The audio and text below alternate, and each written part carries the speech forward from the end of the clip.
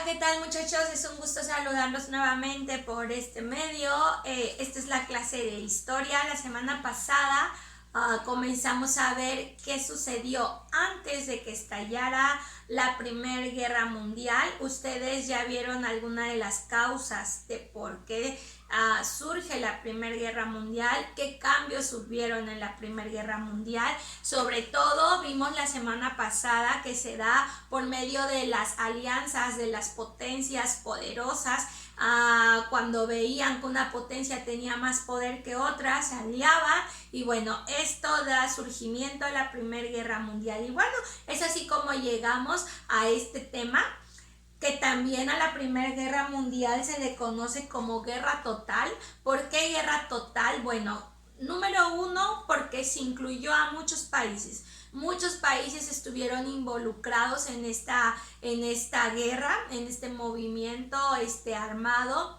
Y número dos, porque también incluye a toda la población, a toda la gente civil, aún no siendo soldados, la gente civil, los hombres que vivían en los diferentes países involucrados, tuvieron que enlistarse para defender a su nación. Entonces, por estas razones se le conoce como guerra total, ¿sale? Y bueno, se da la guerra tal vez estas personas o estas naciones, las naciones que iniciaron la Primera Guerra Mundial, pensaron que iba a ser una guerra fácil. Cada uno, acuérdense que vimos la semana pasada, cada uno confiaba mucho de lo que tenía, de las armas que tenían, de su avance militar. Sin embargo, esta guerra se tornó bastante larga, bastante violenta. Los soldados ya no tenían capacidad, ni fuerzas, ni ganas de seguir. Fue una guerra bastante complicada para su tiempo, sobre todo porque, como ustedes investigaron y ya lo mencionamos también, las armas fueron distintas, había más tecnología y bueno, las armas de químicas tuvieron aquí también una gran importancia y fueron devastadoras. Otra de las características de esta guerra es que le da lugar a la mujer. ¿Se acuerdan que las mujeres antes de esto no tenían participación en la sociedad?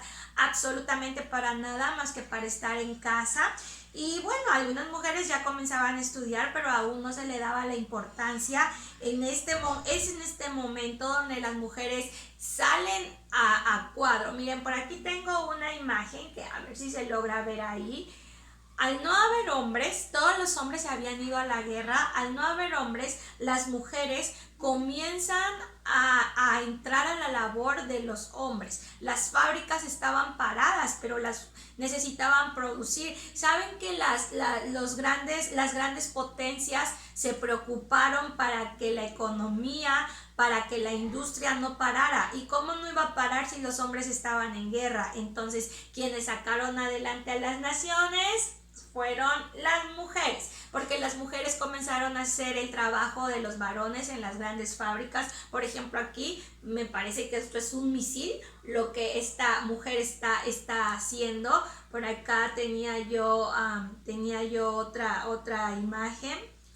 Aquí miren, en las grandes fábricas, ahí están las mujeres trabajando. Entonces, la idea era que los países que estaban en guerra no se quedaran sin producción y no se quedaran sin economía. Así que bueno, les mencionaba yo hace un momento que los soldados, tanto soldados alemanes, soldados franceses, soldados rusos, llegó el momento en el que ya estaban cansados de esta gran guerra.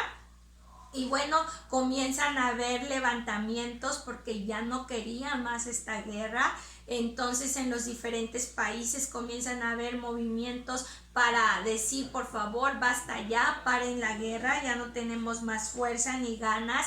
En 1916 comienza a haber este tipo de levantamientos y en 1917 en Estados Unidos entra a cuadro, entra a combate y ahí se da por terminada la Primera Guerra Mundial. También vamos a mencionar que Rusia sale de la Primera Guerra Mundial y Rusia se retira porque en Rusia hay un movimiento, hay una revolución interna, entonces Rusia debe de dejar la guerra con el resto del mundo y ocuparse de lo que está pasando en su nación. Entonces, al retirarse Rusia y al llegar Estados Unidos, da por terminada la Primera Guerra Mundial. Pero bueno, ya nada fue igual en Europa. Los países europeos quedaron debilitados, dando lugar a que una nación, una potencia que no era europea, creciera y se llenara de aún más poder.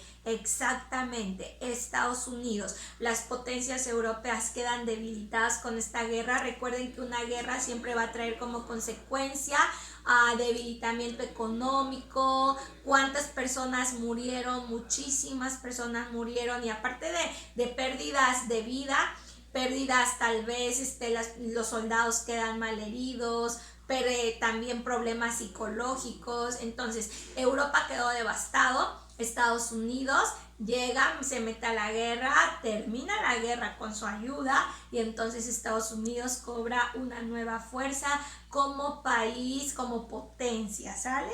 Y bueno, es así como vamos viendo que termina la Primera Guerra Mundial. Y se dan cuenta cómo se da la Primera Guerra Mundial. Todo se da por poder, todo se da por territorio entre las naciones. Y bueno, el siguiente tema que vamos a ver, y que yo lo menciono ahí como tarea, tienen una tareita de esto, es después de la Primera Guerra Mundial o durante la Primera Guerra Mundial. En algunos casos fue después, en otros fue en el mismo periodo. Hubieron 3 revoluciones importantes que vamos a mencionar, que es importante que usted lo investigue y que lo cheque, que es la Revolución Mexicana, la Revolución Rusa y la Revolución China. La Revolución Mexicana, ustedes lo vieron me parece que en sexto de primaria.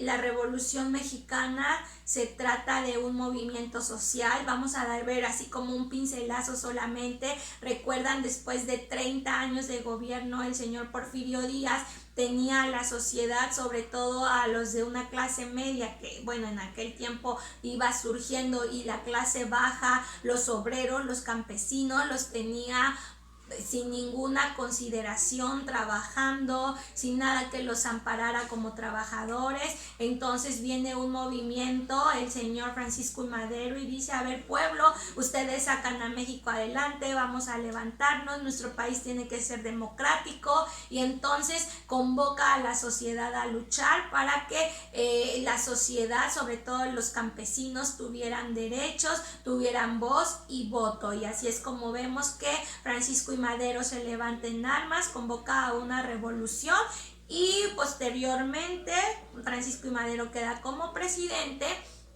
Victoriano Huerta se desconoce al presidente Madero, entonces él también se va ahí incluyendo como gobernante. Posteriormente el señor Venustiano Carranza desconoce a Huerta, y bueno, y vemos ahí la lucha eterna de nuestro país entre poderes, y eso nos hace darnos cuenta también que la política de nuestro país siempre ha sido bastante complicada. Pero lo importante de este movimiento es que los trabajadores, los campesinos pudieron lograr avances. Ya hay derechos, se hizo la reforma agraria, la jornada laboral de los trabajadores disminuyó, se llevaron a cabo sindicatos, y bueno, eso fue bastante bueno. En la Revolución Rusa fue algo similar. Saben que los rusos estaban gobernados por un personaje denominado zar. El zar era totalitario, era el rey el que decidía en religión, el que decidía en ejército, el que decidía en economía. Entonces el pueblo estaba cansado de un gobierno así. Comienzan a participar en la Primera Guerra Mundial y se comienzan a quedar sin dinero. Entonces el zar comienza a subir los impuestos y el país comienza a entrar en una pobreza tan terrible, chicos, que en algún momento yo leía que las personas se comían entre ellas porque no había comida, no había dinero, no había nada nada que hacer, que vender, que comprar. Entonces, tan terrible ese movimiento o tan terrible el participar en la Primera Guerra Mundial que la sociedad se levanta en armas. Y saben, eso es bastante bonito, pero en el video no me da tiempo para contárselos, pero fue un momento así, yo me lo imagino y hasta se me enchina la piel. El zar, el gobierno manda a su ejército a controlar a toda esa gente que sale a las calles a protestar, y cuando ya están en las calles el ejército para tomar o para atacar, el ejército se voltea contra el zar y en vez de tener prisionera a la población, toman prisionero al zar y a su familia, matan a todos los descendientes de la familia del zar, y ahí es donde termina el gobierno zarista en Rusia, dando lugar a un movimiento social, a un gobierno comunista encabezado por el gran señor Lenin. Y bueno, Rusia se convierte en el primer país socialista comunista, que bueno, también en Rusia hubieron algunos detalles, hubieron algunas complicaciones, así como en México no se pudieron poner totalmente de acuerdo. Habían dos grupos, los bolcheviques y los mencheviques. Los mencheviques eran más dóciles, eran más tal vez más bueno, yo voy a decir la palabra aunque tal vez no sea esa, pero tenían un poquito más de abertura a posibilidades, más tolerantes. Los bolcheviques no tenían tolerancia, ellos era o nada, o todo o nada. Por eso es que cuando quedó en manos de los bolcheviques acabaron con toda la familia del zar. Y bueno, también se da este movimiento en Rusia, pero les digo, Rusia fue el primer país con una política comunista socialista, todo igual para todos, ¿sale? Y por último, la Revolución China, que fue similar a la rusa. Se rebelan contra el emperador de ese tiempo. Y bueno, hay un personaje, Mao Zedong, espero haberlo dicho bien.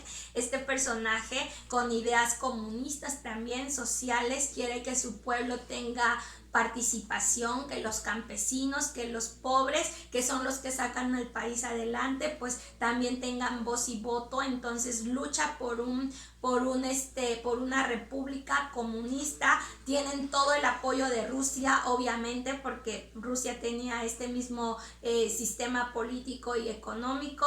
Y bueno, al final de cuentas logran que China se convierta en un país, en una república comunista. Da ayuda a los campesinos, se reparte la tierra, se reparte la economía para el pueblo. Y bueno, son algunas de las características de estas tres revoluciones. Si usted puede buscarla, por favor busque. Y ahí en sus actividades hay alguna tarea. Las actividades son para 2 semanas. Mándeme solamente la de la primera semana. Nos vemos la próxima.